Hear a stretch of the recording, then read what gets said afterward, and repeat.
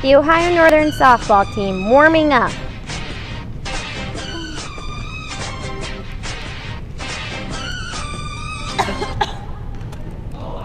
Oh, I need to sit down. My throat hurts. You okay, Kat? Yeah, I'm fine. I just have a little bit of a cold. Okay. Team, we're gonna do our calisthenics now. Ready, go. And you. Oh my god. Are you sick too? Oh, I don't know. Maybe I have a cold too. That must be it. No big deal. We'll get better soon. Okay. Oh my gosh. Ew. Oh my gosh.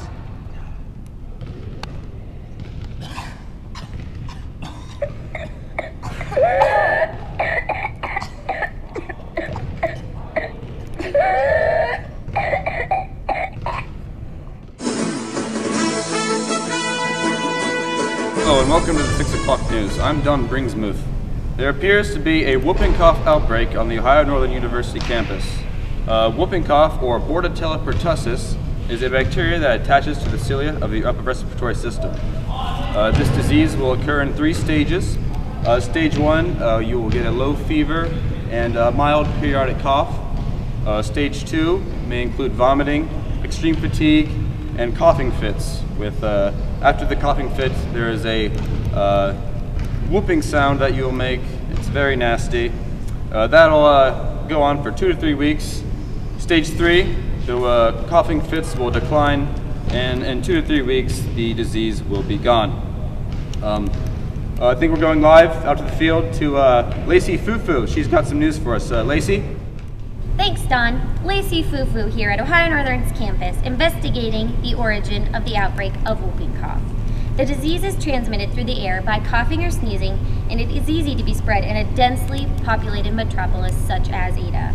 Here are 3 suspects. First suspect, Rod Anderson. Second suspect, Little Billy. Third suspect, the Ohio Northern softball team. Thank you, Lacey. We now are going to report to our news team scientist, Ned Foreman, in the lab. Ned, what do you got? Thank you, Don. Professor Ned Foreman here. After some extensive research, I've come to the conclusion that the bacterium responsible for the whooping cough is Bordetella pertussis. It's a gram-negative coccobacillus bacteria. What it'll do, it'll go into your respiratory tract and latch onto the cilia in your respiratory tract via filamentous hemagglutinin. It will latch on. From then, it will release a series of toxins, 2 of which, adenylate cyclase and the pertussis toxin, are responsible for compromising the bactericidal tendencies of macrophages, helping the bacteria thrive in your systems. Another toxin, tracheal cytotoxin, will paralyze the cilia, preventing them from beating and moving the mucus along your tract, which is responsible for the large coughing fits you will experience. And then eventually, when you cough, the bacteria is launched from your mouth into the air, free to infect another person. Thank you.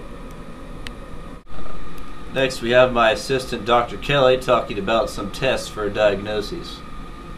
Hi, Dr. Kelly here. Well, there are actually 3 tests to detect this whooping cough. The first one is known as a culture. It can be performed 0 to 2 weeks after the cough onset, and it discovers strains and performs antimicrobial resistance testing. The second test is known as PCR tests. It can be performed 0 to 4 weeks after the cough onset, and the bacterial DNA can be observed in the best state in that time frame. And the final test is known as serology, and is best performed 2 to 8 weeks after the cough onset, due to the detectable high levels of antibody titers. That's some real interesting stuff out there, Ned. We now go live to Lacey Fufu. She has an interview of Rodney Anderson, one of the suspects. Lacey? Lacey Fufu here with Rod Anderson, one of our suspects for the whooping cough. I have a few questions for you, Rod.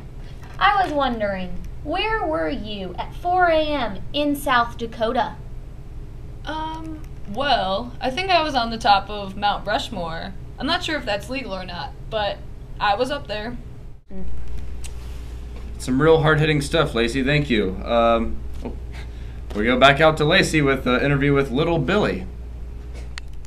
Lacey Fufu here, again with another interview of little Billy, our second suspect. What do you have to say for yourself, little Billy?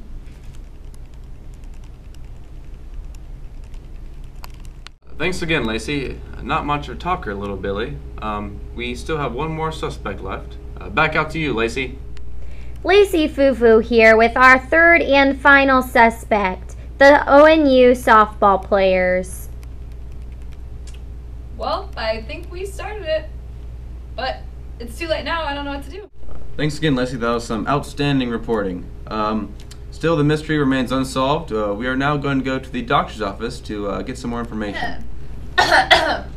Hello, Kelly. Hi. I'm Dr. Pepper. Hi. Can you explain to me some of your symptoms you've been having? I've been having a little bit of a lower fever. I've been vomiting. I've been having some really obnoxious coughs with some disgusting mucus, and it's ugh.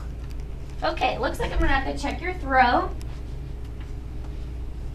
If you can open your mouth for me. Alrighty. Looks like you have that nasty whooping cough that's been going on. Oh no. Well, instead, we should have gave you a vaccine, probably about when you were younger than 7 years old. It was called a DTaP. I don't know if you've heard of that before. You should have also got a single dose when you were 11 to 18. Yeah, and a single dose when you were 19 to 64. So it's a little late. it's a little late, yeah. Instead, I'm going to write you this prescription. It's for erythromycin. Okay. It's an antibiotic. It'll last you about 14 days, and it should fight off that infection you're having. Breaking news. The whooping cough suspect has been cornered.